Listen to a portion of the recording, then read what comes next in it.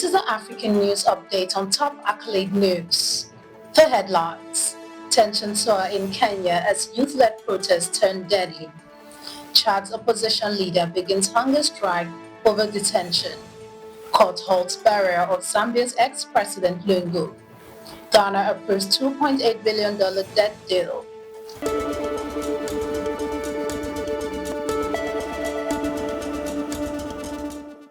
We'll start with a focus in politics. Tension soar in Kenya as youth-led protests turned deadly.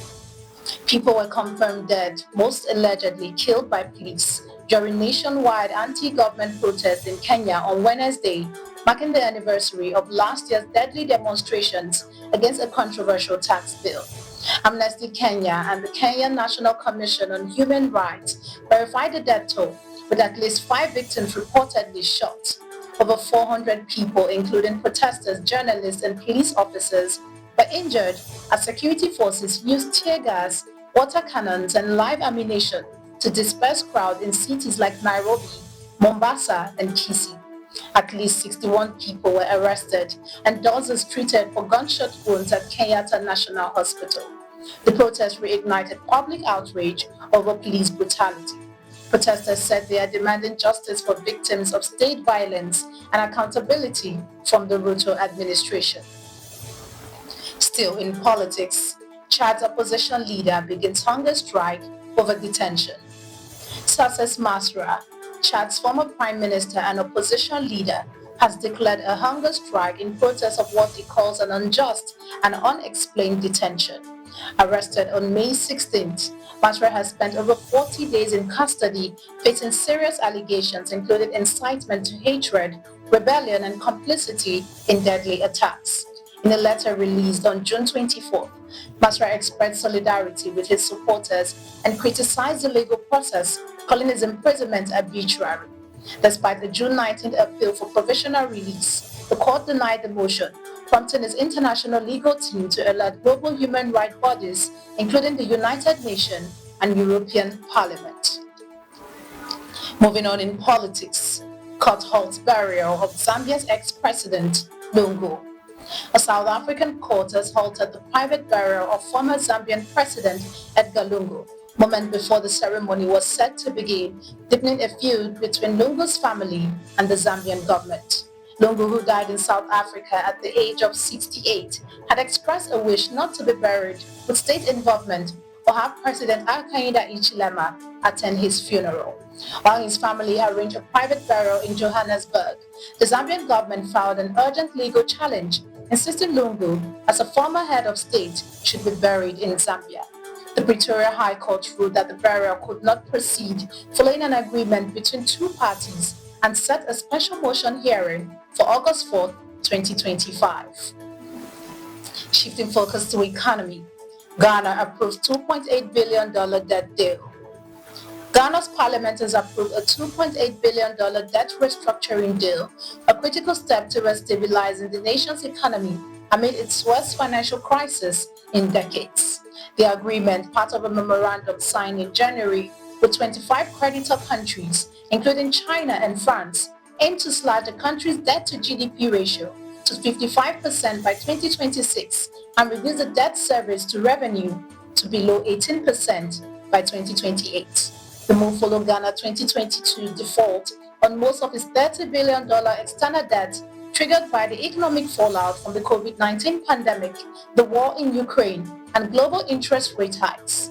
With this deal marks progress, the government is still negotiating with private creditors over an additional $2.7 billion. You're watching the African News Update on Top Accolade News. Do stay with us. Still to come.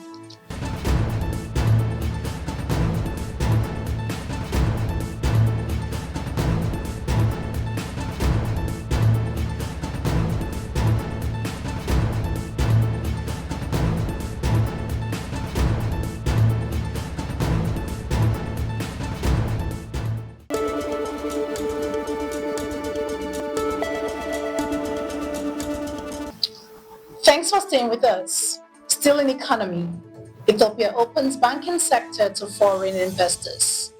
Ethiopia has officially opened its banking sector to foreign investors, allowing international banks to apply for operating licenses immediately, the National Bank of Ethiopia announced on Wednesday. This milestone move follows a broader economic reform agenda that includes currency flotation, a $3.4 billion IMF deal, and an ongoing $8.4 billion debt restructuring with official creditors. A law passed in December permits foreign banks to establish subsidiaries, branches, or purchase shares in local banks, though foreign ownership is capped at 40%. The sector, historically dominated by the state-owned Commercial Bank of Ethiopia, is now expected to see increased competition and capital inflow. Moving on in economy, Tunisian trade with sub-Saharan Africa grows.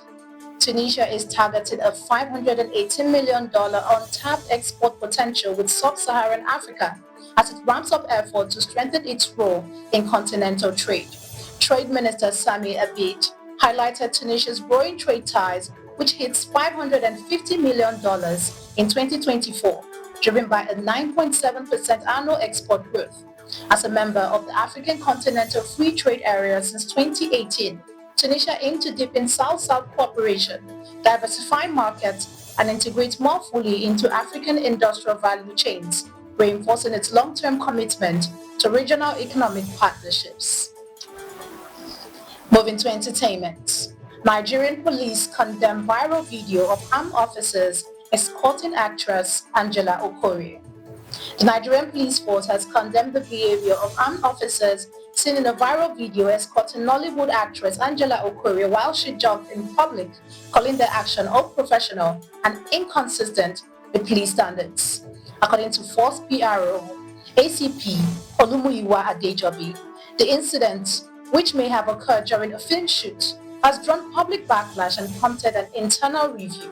The MPF has launched administrative procedures to identify the officers involved and determine the context, promising disciplinary measures if misconduct is confirmed. The force reiterated its commitment to professionalism, discipline, and public trust. Now in sports, Cooper Queens begin WAFCON preparations in Morocco.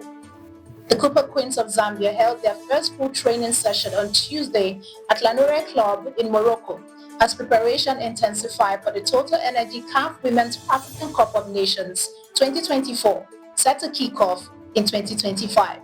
Led by Coach Nora, the High Energy session focused on tactical and physical drills, with players showing strong chemistry and enthusiasm. The squad is now complete following the arrival of Orlando Pride stars Grace Chanda and Priska Chilufa, boosting the team's attacking options ahead of the group stage opener against hosts Morocco on July 5th at the Olympic Stadium in Rabat. That concludes our African news updates for today. Stay tuned for more African news and developments. Thanks for joining us. I am Ojorumi Okocha. Connect and engage with us on all our social media handles. Do have a wonderful day.